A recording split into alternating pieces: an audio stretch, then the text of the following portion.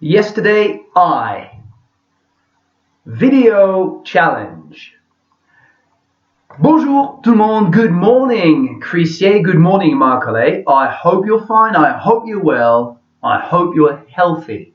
Salut Marc-Olé, j'espère que tout va bien à Crissier, que cette vidéo vous trouve en pleine santé, reposé, mais avec toujours l'envie de travailler. Parce que ça tombe bien, j'ai un petit challenge vidéo à vous proposer. Alors, je m'explique.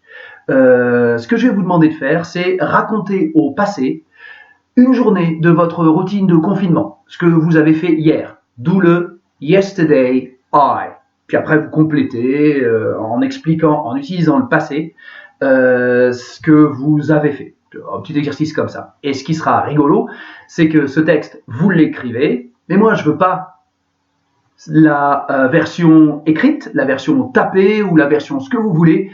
Je ne veux pas que cette version-là me soit envoyée. Non, je veux que vous vous filmiez en train de lire cette version et puis que vous me l'envoyez. Alors, sur le WhatsApp de la classe pour les plus courageux ou alors en MP, en message perso pour les moins courageux, je pense. C'est honnête de vous donner les deux possibilités. Alors voilà, moi je vous ai fait un petit exemple, je m'explique et ça commence maintenant. Regardez, le texte s'affiche et ça s'appelle Yesterday I.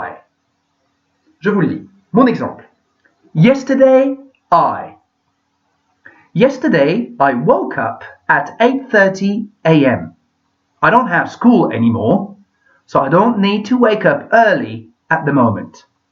I had breakfast with my family, then we cleared the table and did a little bit of housework together. After that, we all went to the bathroom to brush our teeth and get dressed. At 10 o'clock, Marian, my wife, and I started work. I corrected some exercises online and she was at her desk working on her computer. Camille, our son, did his homework. He gets a lot of worksheets from school. And Gabriel, our daughter, played with a toy train in the attic. At 12:30, we cooked lunch and ate together. In the afternoon, we went for a walk in the country, next to the river. The weather was nice, and we stayed outside for a couple of hours. When we got back to the house, the children watched a movie, Abominable, and they liked it, while we, the parents, worked a little bit more. At 8 o'clock p.m., we ate dinner, and that was the end of the day. And you? What did you do yesterday? Ok, donc rien d'exceptionnel là-dedans. Je vais reprendre avec vous le texte, histoire de vous pointer, de vous montrer 2-3 petites choses importantes, et ça commence maintenant. Donc, c'est un texte qu'on a fait au past simple. Bah ouais, c'est du past simple, avec les verbes qui se terminent en ED, les verbes réguliers, des verbes avec des formes un peu différentes, les verbes irréguliers, tout ça est dans votre livre, tout ça se trouve dans votre cahier, jetez-y un coup d'œil. Mais là, regardez ce qui s'affiche en rouge. Eh ben, ça n'est pas au passé. Pourquoi?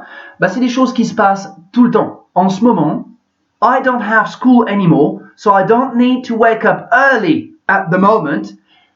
C'est un peu une vérité générale. C'est quelque chose qui se passe en ce moment et c'est pas ce qui s'est passé hier. Donc, hier, je me suis levé à 8h30. Yesterday, I woke up at 8:30. C'est ce que j'ai fait hier. Peut-être aujourd'hui, c'était différent. Du coup, j'utilise mon past simple. Par contre, I don't have school anymore and I don't need to wake up early at the moment. C'est quelque chose qui est un peu plus grand que juste ma routine d'hier. C'est un présent de vérité générale. Du coup, je le mets au présent. C'est juste pour ajouter un petit peu de variété dans mon texte. Et je répète l'opération avec Camille, our son, did his homework. Deuxième morceau en rouge. He gets a lot of worksheets from school. Du coup, vous avez compris, il y a 2 fois cet exemple, histoire de montrer que je sais que je peux utiliser du présent même dans un texte au passé s'il y a un rapport. Ici, c'est un présent de vérité générale, donc ça marche plutôt pas mal.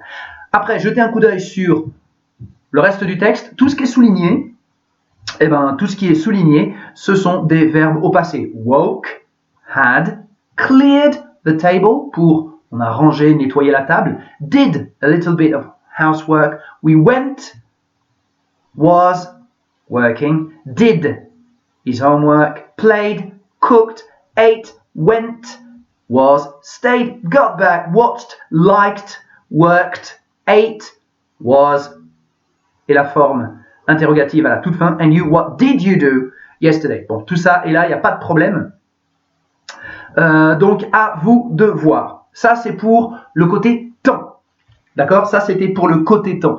Mais dans un texte, il n'y a pas que des conjugaisons. Forcément, vu qu'on fait un texte, il y a un bout de conjugaison, clairement, mais il y a surtout des mots de liaison, des connecteurs et des marqueurs temporels pour séquencer, hiérarchiser notre propos. Et bien là, dernier petit focus, regardez ce qui s'affiche en rouge. Ce sont les mots qui nous permettent d'organiser notre propos, d'organiser notre texte. Et souvent, je les mets, c'est de manière assez basique, au début de mes paragraphes pour bien marquer les passages de l'un à l'autre. Du coup, ça commence avec yesterday. Facile, si j'écris un texte au passé, il y aura yesterday, forcément. Ensuite, je poursuis avec then, le ensuite anglais. C'est petit, ça mange pas de pain. Utilisez-le, abusez-en de ce then parce qu'il est très très pratique. Après, il y a un end. J'ai fait ça. Et ensuite, j'ai fait ça. End. Absolument, il faut le chercher, c'est la base. C'est le premier connecteur qu'on apprend. Ensuite, un que j'aime bien et qu'on utilise souvent de manière un petit peu erronée, c'est after that. Après ça. Les Anglais, ils disent pas seulement after. Et ensuite, ils rajoutent quelque chose. After we all went to the bathroom. Non, ça c'est moche. En anglais, on ne fait pas. Par contre, after that, we all went to the bathroom. Ça marche. Donc, l'alternative au then, ensuite, ça peut être un after that. À vous de voir et d'utiliser les deux. Ensuite, pour tout ce qui est les heures, la préposition de choix, ça sera at, comme dans at 10 o'clock, at 12:30. Pour ce qui est heure, la préposition, c'est at. Et ensuite, pour les moments de la journée, in the afternoon, ça pourrait être in the evening, ça pourrait marcher aussi. Ok, et après, le when, quand, when we got back, the children watched a movie, when, assez pratique. Et un autre que j'aime beaucoup, c'est while. While, l'avant-dernier mot surligné en rouge, while veut dire alors que, pendant que, à utiliser. Ça aussi, c'est très pratique. Et je termine ensuite avec at 8 o'clock pour clore mon texte. Encore une fois, c'est 1 heure, donc la préposition, c'est at. Ok. Donc, on vient de faire le tour. Je vais vous demander de faire, donc ce texte et de me le lire sous forme de vidéo. Et puis l'envoyer soit sur le WhatsApp de la classe, soit en MP pour les moins courageux d'entre vous, il n'y a pas de problème, les deux marchent. Et puis on s'essaye à ça. Les textes devraient faire, moi j'ai écrit un peu plus de 200 mots, ça fait 45 secondes, 1 minute, pas plus, mais pas moins en même temps. Donc comme ça, vous savez quoi faire. Je vous dis merci et je vous dis au travail. Et comme à chaque fois, pour clore la vidéo, stay calm, stay home, stay safe. Crissier. Bon courage!